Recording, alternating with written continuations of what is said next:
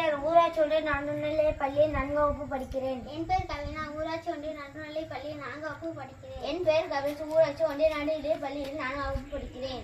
என் பெயர் தீபன், நான் ஊராட்சி ஒன்றிய நடுநிலைப் பள்ளி உருளவி, நான் 4ஆம் வகுப்பு படிக்கிறேன். நான் ஒரு கேள்வி கேட்கட்டா?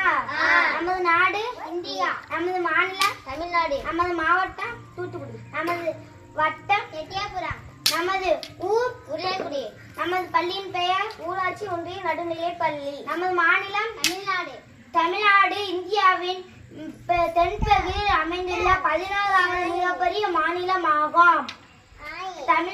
தமிழ்நாட்டின் எல்லைகள்: வடக்கில் ஆந்திர பிரதேசம், வடமேற்கில் கர்நாடகா, கிழக்கில் வங்காள விரிகுடா, மேற்கில் கேரளா, தெற்கில் இந்திய பெருங்கடல், வடக்கில் ஆந்திர பிரதேசம், வடமேற்கில் கர்நாடகா, கிழக்கில் வங்காள விரிகுடா, மேற்கில் கேரளா, தெற்கில் இந்திய பெருங்கடல்.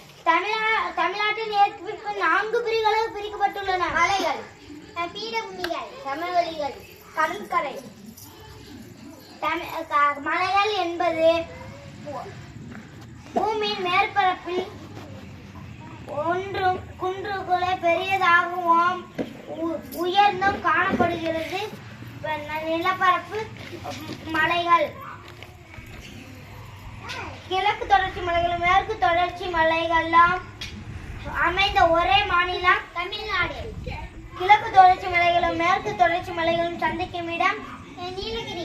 நீலகிரியில் உள்ள மிக உயரமான சிகரம் இது தொட்டபெட்டா. தமிழ்நாட்டின் இயற்கை அமைப்பு கோடை வாழிடங்கள் என்ன? கொல்லிமலை, கோத்தகிரி, ஏற்காடு, கொடைக்கானல். தமிழ்நாடு பீடபூமி என்பது உங்களுக்கு தெரியுமா?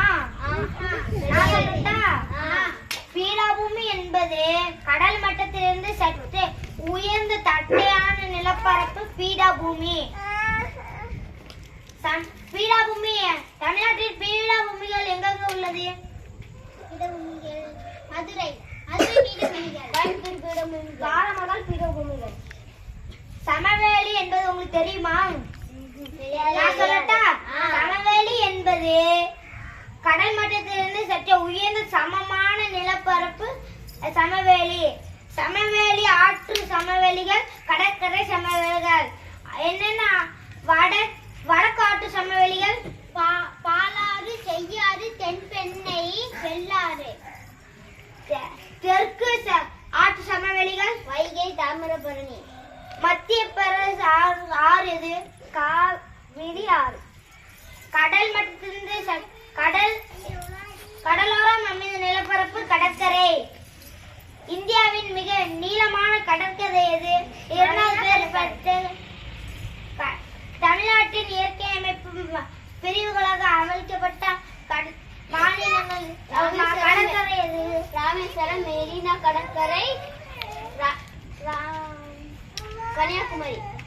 நன்றி. நன்றி.